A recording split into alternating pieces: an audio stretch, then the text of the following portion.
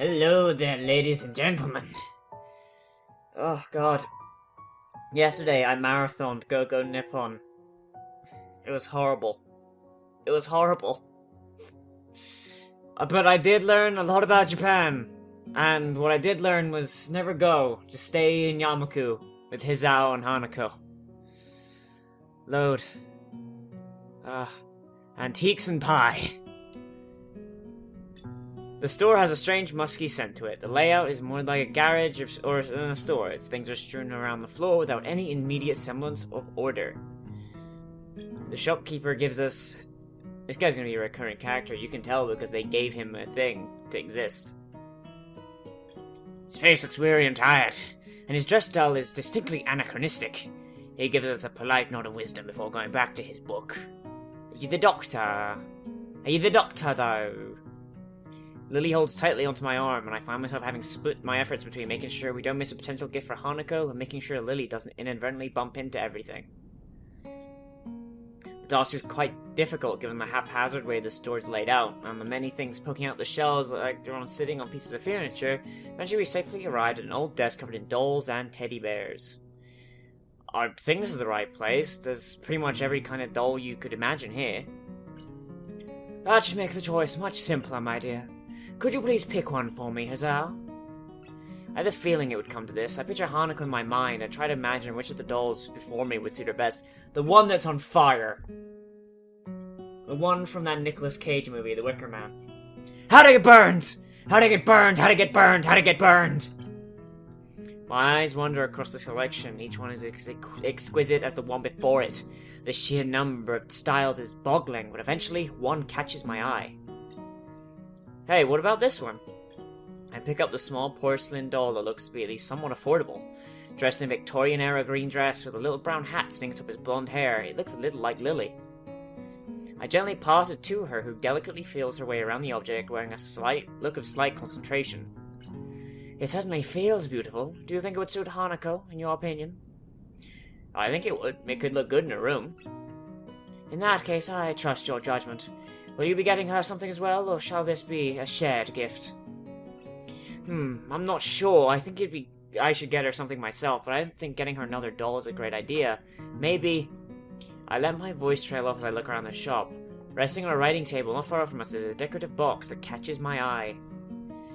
Wait here, I think I found something. My, that was fast. I gingerly walk through a collection of crystal glassware and pick up the box. The wooden sides are covered in carvings depicting ancient battles around a castle. The top, however, feels far too familiar. Alternating squares of whites and black varnished woods are arranged on the lid. That's a really nice item. It's a chess set from overseas. The store's owner's sudden appearance startles me a little. I didn't see him approaching at all. I suppose he's trying to help us because we don't really look like we know what we're looking for. Or, on the other hand, maybe he wants to keep an eye on us because he suspects we might shoplift instead. Yeah, the blind girl's gonna shoplift. I'm looking for a present for a friend. I see. In that case, this chess set will make a fine choice.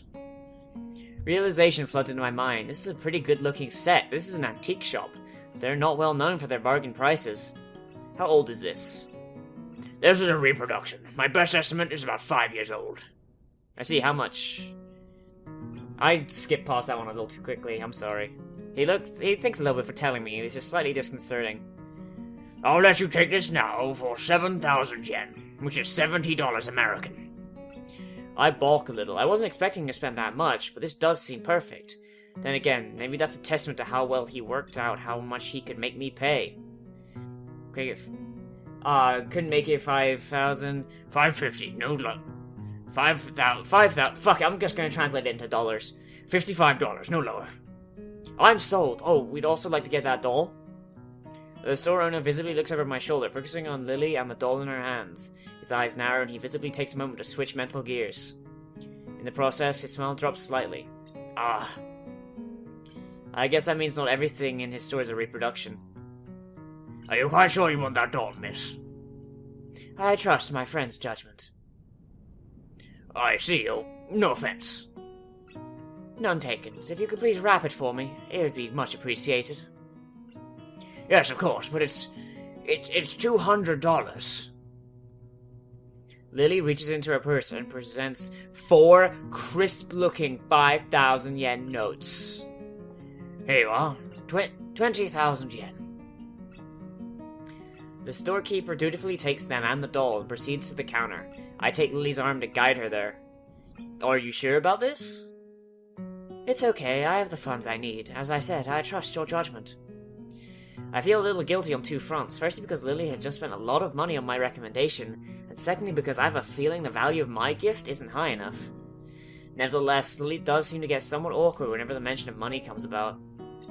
I hand the shopkeeper my present and the money for it in turn. He puts the cash in the register before busying himself wrapping the doll and repeating the process on the chessboard. Eventually, he finishes the gift wrapping and hands us both our presents. Please be careful on your way out, and do come again. I will, old man.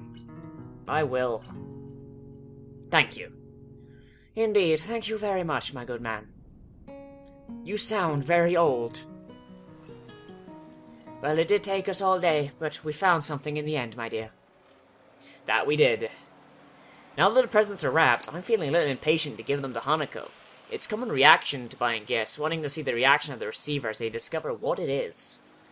And part of me wants to return to Hanako just to confirm her condition with my own eyes. So, should we head back? Yes, we've done a lot of walking today, so I shan't mind taking a rest back at the dormitories. Lily's right. Now that the need to find a shop is over, my legs are feeling quite tired.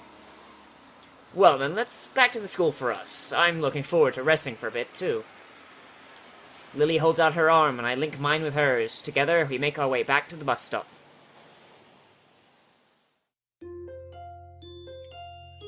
Do. I missed that transition. It's been a week since I played any Katawa Shoujo. It's been a week. Mewtwo reads equations and formulas to us one by one in his usual unenthusiastic monotone directly from the book. So he might be excited about what he teaches us, sometimes he can display an awkward sort of passion for it, as if he's starting to get into the material. Most days, however, are like this one. What we're covering is fairly simple, and I find it increasingly difficult to keep my concentration on him. It's not too long until my legs begin aching again, which only makes it harder. I'm almost starting to regret walking around the city yesterday with Lily. Since leaving the hospital, I've done very little physical exertion. Walking to and from the local corner store hardly counts. Despite Tink Tink's attempts when I first arrived in Yamaku, I've largely given up on the idea of ever returning to my old level of fitness. I have little doubt that's why walking around town for so many hours has made me quite so sore. It's depressing, and it reminds me of the one thing I can't do since I had my heart attack. It makes me feel pathetic. Neo, Ikazawa, man? It's all for Mewtwo to ask Hanako a question, but not unheard of. She quickly jumps to her feet and a little startled, and immediately pins her eyes on him. She knows that Mewtwo calling on her is rare, so all eyes in the classroom are going to be on her. This way, she doesn't run the risk of making eye contact with anyone else. Yes? In this particular example of a redox reaction, the combustion of methane reactions actually produces one more product than is listed. That product is... Even though it's a softball question, she timidly waits a bit before answering, biting down slightly on her lower lip as if to keep her concentration. Heat? Well done, man. This is an exothermic reaction, and the reaction giving more heat than is put into it. It's freaking far out, man. Receiving a nod from Mewtwo, Hanako takes her seat once again and gives a relieved sigh. A shaky start, but it's something. It'd be nice to take her out for her birthday, somewhere different from the usual isolation of her room and the tea room. With the progress she's made until now, I don't think she'll have much of a problem going into the city. Right then, for the remainder of the class, I'd like you to work in groups of 3 or 4 in the problems in Chapter 12. I'll be here if you need me, man. I'll just be fucking smoking this bomb behind my desk. Mewtwo sits down behind his desk and pulls some loose sheets out of a folder and starts putting on some kind of paperwork of his own. I thought teachers were supposed to do that kind of thing after class, not during it. Okay. Oh no! Go away, go away, go away, go away, go away, go away, you two. Go away. I suppose we have a group then. Pichan, you want to work together? Okay, that's great. It's really been a while. Oh, God. My voice is not going to recover from doing this. The class begins a process of noisily shuffling desk around, with Shizune doing the same as she puts hers in front of mine. She's a little lucky to not be able to hear the din of the classroom, which is loud enough to cause some discomfort. Truth be told, working with Shizune and Misha is probably a good outcome. Shizune and I are pretty good at this subject, and Misha has really nice handwriting.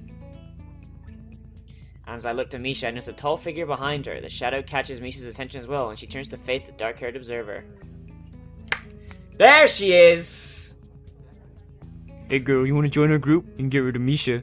And get the fuck Misha, get the fuck out of here, bitch. Good afternoon, Hanako. Hello? My god. Sorry, I'm getting pop-ups, like, fucking out the blue. There we go. It's gone. Shizune finally notices Hanako after looking up and following the gazes of Misha and I. In a quick measure, she taps Misha on the shoulder and gets her attention before signing away. ... The fuck are you doing here, you fucking bitch? Shijen says if you're looking for a group, you can join a... Oh my god! They approve!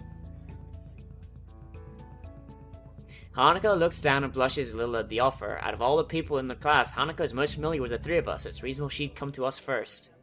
Then again, her actually coming out to a group with the intention of joining them is something she apparently rarely did before. She at least briefly dragged her desk over. Shizune and Misha wheel back to me as soon as her back is turned. ...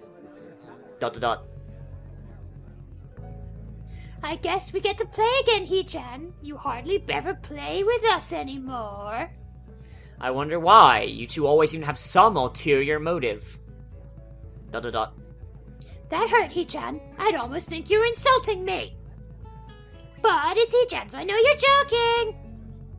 Such a great sense of humor about it. It'd be awful if someone were to take advantage of your good nature, like making you help them with their work. Back to the vampire fangs. It still freaked me the fuck out. Shizune seems excited for a second, a little surprised I'm willing to challenge her. When she sees Hanako coming back, she backs off with a smile. I guess the mind games are over early today. Hanako gently sits down at her desk in front of Misha's. Her eyes are locked downwards, and I'm left wondering why until I look around the class. Most are busy setting up their own groups, but few are casting curious glances at her. At this range, it's hard to tell whether this is where interest in her ends, or if they're talking about her as well. You back off, she's mine. If anyone's gonna touch that butt, it's gonna be mine. My butt. It's strange, no one bats an eyelid when Hanako runs out of class to avoid group work, but now that she's making an effort, they're staring at her as she's done something wrong. We all move to sort ourselves out, spreading textbooks and worksheets around with a larger surface created by the four joined desks. It isn't long before the class as a whole gets down to work. Hi, Hanako. It's nice to finally work with you. Yeah. ... Are you the reason Hee-chan has been avoiding us lately? Shi-chan says it's a little rude, but if Hee-chan wants to spend time with a cute girl, it's understandable. Misha, you just raised a little bit in my good books. I don't think it's like that.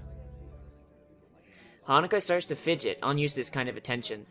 I think that an ordinary person would drop the conversation but Misha is like the antithesis of Hanako. Part of that includes being blind to ordinary social clues, while Hanako is overly sensitive to them. Because of that, Misha barrels ahead with the questions, too quickly for me to get a chance to interject and guide the discussion somewhere more comfortable. Really? So he wasn't hanging out with you yesterday? No.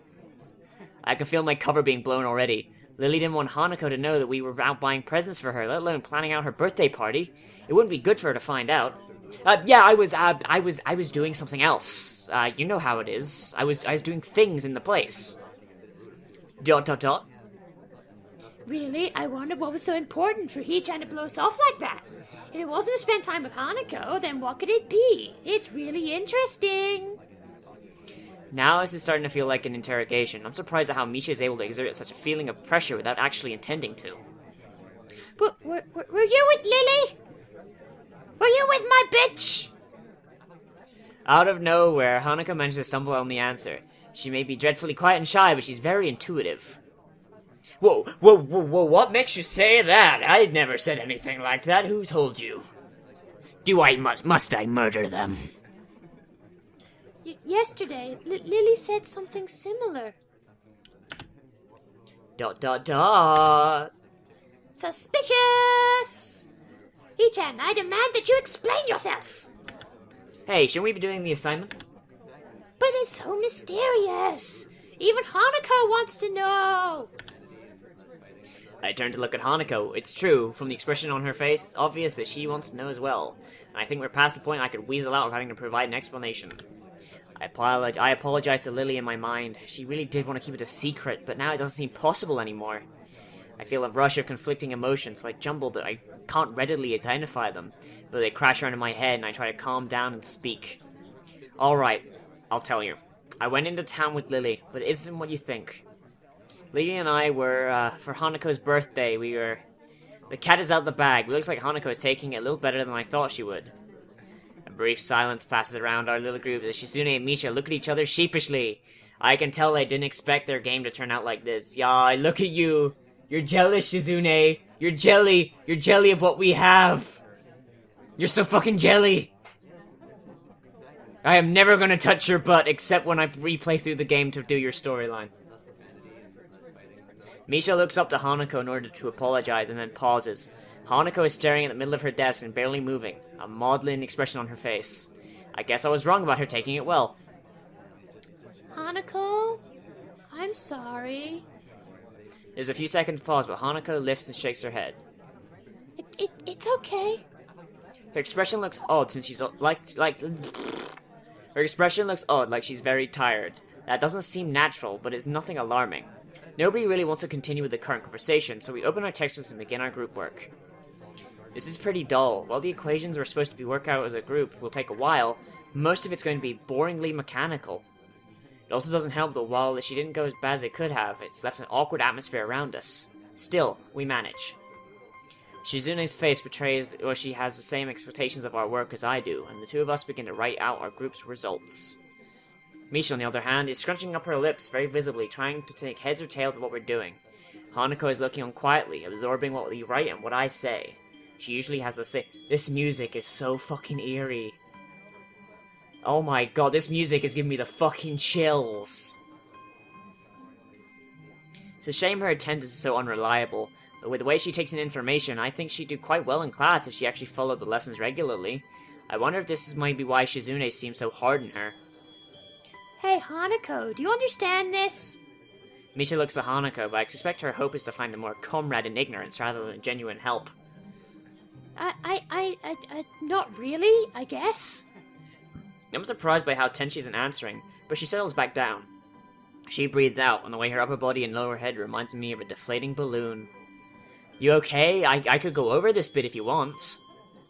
Hanako shakes her head slightly, but then again, I don't think she needs the extra explanation despite what she said. Misha quickly interjects, entirely oblivious, and I end up slowly going through how we ended up at one of our results, step by step. Times like this remind me this kind of work may not be mechanical for everyone, but rather feels that way to me due to my grasp of the subject. It's a satisfying feeling. As Misha brings her balled fist to an open hand in realization, I discover another nice feeling. My explanation got through to her, and she manages to work out the next equation by herself with a minimum of guidance. Throughout all of this, Hanako is unusually unresponsive. She's normally very quiet, but one can still see her eyes roving periodically over the landscape of the classroom in front of her, or anxiously moving her hands in some way, shifting her shoulders periodically. Right now, these small movements I've gotten used to seeing are all missing. Someone not moving at all is definitely weird. Even Misha can tell there's something wrong. Hanako, are you sure you're okay? Yes, I'm fine. I'm fine. Are you sure? I'm fine. A little more strongly this time. She turns away as she says it. It only makes me doubt her answer, yet at the same time, I can tell she doesn't want to talk about it further. Having already had one very awkward conversation today that I'm not fully over, I don't want to pursue the matter too much either. We settle back into our routine, debating over our answers whether doubt comes up, but as soon as But as time goes on, I notice that Hanako isn't talking at all. It's frustrating. She had made so much progress. Makes me a little angry at Shizune and Misha for fucking it up. I know I'm at fault too. Maybe I could have kept it under wraps somehow. Shizune has noticed Hanako's silence as well, and is also getting antsy. I can see it on her face. It's strange, even though she's deaf, Shizune has perceived Hanako's unusual quietness sooner than Misha. Dot? Hanako, you're being too quiet. You have to contribute too. Someday we might work on a bigger project, like one that's big it's worth celebrating afterwards, like with ice cream or cake. You act like this, we won't take you along. I can tell they're trying to tease her and bring her out of her shell, but I don't think that kind of approach will work on Hanako. It'll just make her feel worse. Guys, don't tease her like that. Dot. Hee-chan is all in good fun. Shi-chan says she teases everyone anyway. They do back off, though, with Misha moving away from the issue by asking me the question again. And seeing how difficult problem she's working on is, I don't know whether it's a skillful dodge or a mere coincidence. It takes more of our time than necessary, because Shizune keeps disagreeing with me, so I'm trying to explain it to Misha, and Misha is quick to believe her over me. So quick, in fact, she forgets to translate what Shizune is saying. Hey, the clock is kind of ticking down. We should probably speed up a little. Hee-chan, you sound like Hee-chan there. Just because I looked at my watch? Geez, is that really all it takes? Time management and suddenly I'm the student council president? Oh no. Oh no. Oh no. Oh no. No! Hanako! Don't freeze up! She's so sad! She's so sad! Oh my god, it's so sad.